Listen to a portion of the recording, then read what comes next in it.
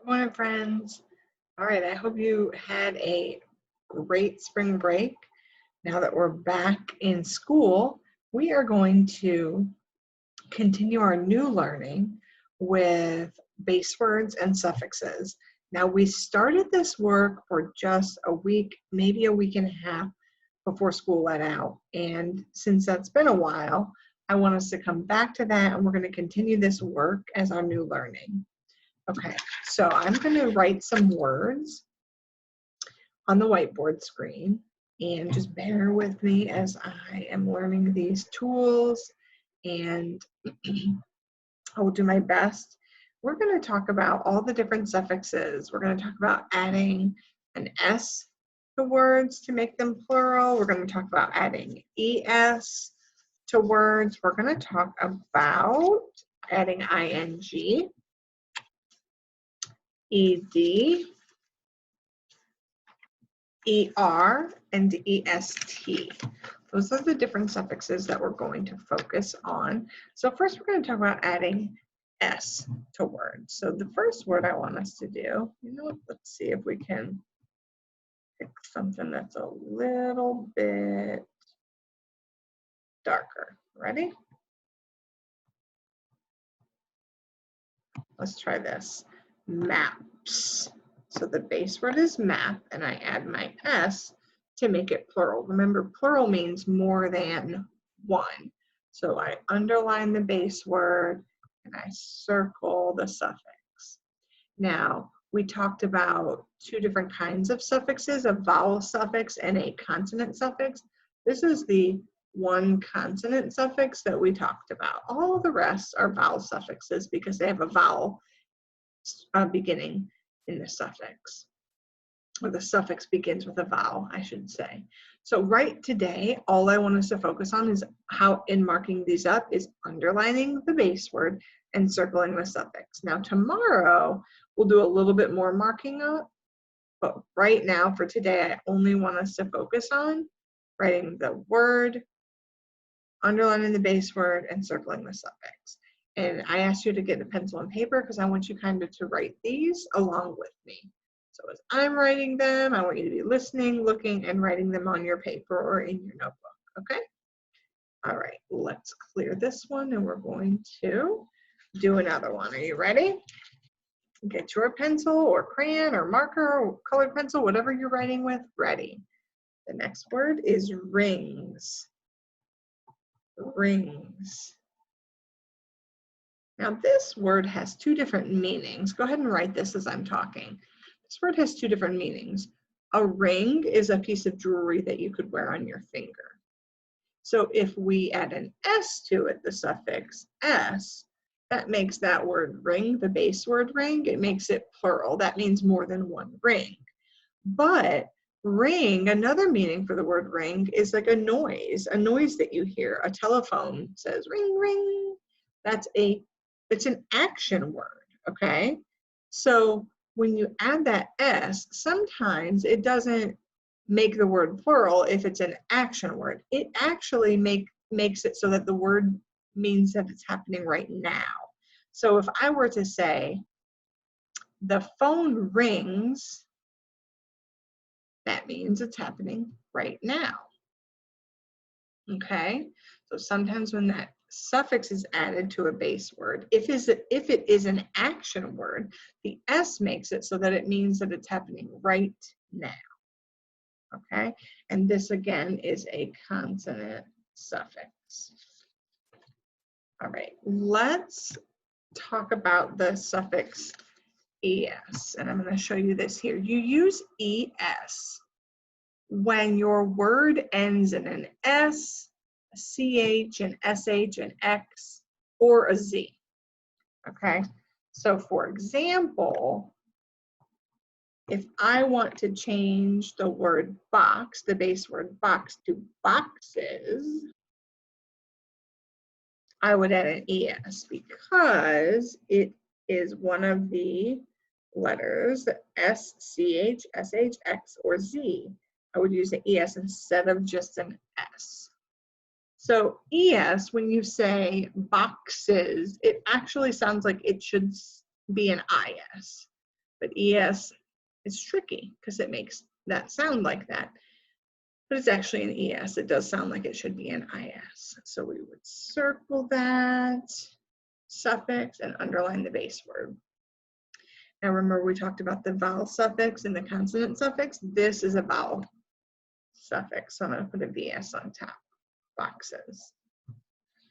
Okay. Let's try wishes. Wishes. Go ahead and write this. The base word is wish. If I want to make it wishes, I would add an ES. And remember, if your word ends in an S, CH, SH, X, or Z, I would use the ES. Okay, underline the base word wish, circle the suffix ES, and that's a vowel suffix. Okay, let's talk about adding ING to words, like renting. It means it's happening in the present. He is renting the house. She is folding the clothes. It means it's happening right now, in the present. Let's write renting. What's the base word of renting? Rent. And we add ING to make it renting. Underline the base word, circle the suffix. Mark it as a vowel suffix. Got it? Okay, let's try folding. I used that in the sentence earlier. She is folding the clothes. Folding. That's a D, friends. Underline the base word fold and circle the suffix ING, and that is a vowel suffix. Okay. Now we're going to talk about the suffix ED. This suffix can make a couple different sounds at the end of words, and we didn't go into detail before we left school about those different sounds. We just briefly talked about that it can make the D sound, it can make the T sound. We're going to talk about that more in depth later on. We're not going to talk about that so much now. It also can say id, D, id, and T, okay? The word that we're going to write today is folded. Folded. Now, when you add an ED to a base word, it makes it so that it happened in the past. So, like we talked about ING, that makes it so the base word means it's happening in the present right now. But when you add ED, when you add that ED suffix, it means it happened in the past. He folded his pants and put them in the closet. Folded. That's a vowel suffix, and I underline that base word fold. Okay, it happened in the past. It happened before. What about mashed? Mashed. What's the base word? Mash. Mashed. Mashed. Mashed. That makes that T sound. Base word is mash. It means it happened before.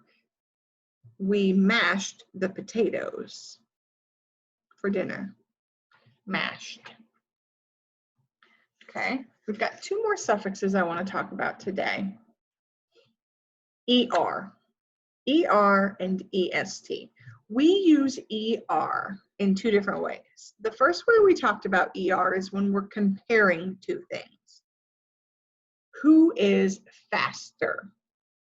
Miss Fisher is faster than Mr. Fisher. Probably not. But I'm comparing two things. She is smaller than her brother. I'm comparing two things. I would use ER. The other way we talked about ER is when you're talking about a person who does something, like a baker, or a singer, or a teacher. It is a person who does something. A teacher is a person who teaches. A baker is a person who bakes. A singer is a person who sings. So you can use ER in those two different ways to describe a person who does something or to compare two things. So I have two examples that we're going to write. The first one is taller. The base word is tall. The suffix, erase that, taller. The base word is tall, and the suffix er, taller, that's the vowel suffix, means you're comparing two things. The girl is taller than the boy. Taller, comparing two things. Now, my next example is, the second example I talked about is a person who does something. So I wanted to write singer. The base word is sing. Add my suffix er. Ignore that little dot there. And then my base word, underline my base word sing. Singer means a person who sings. Singer. Oops, and I forgot vowel suffix there. I think I may have forgotten it on taller, but don't forget when we are marking our words, we're going to mark it as a vowel suffix or a consonant suffix.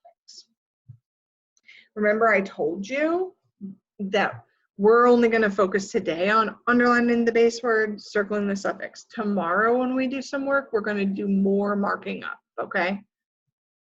Last suffix is est.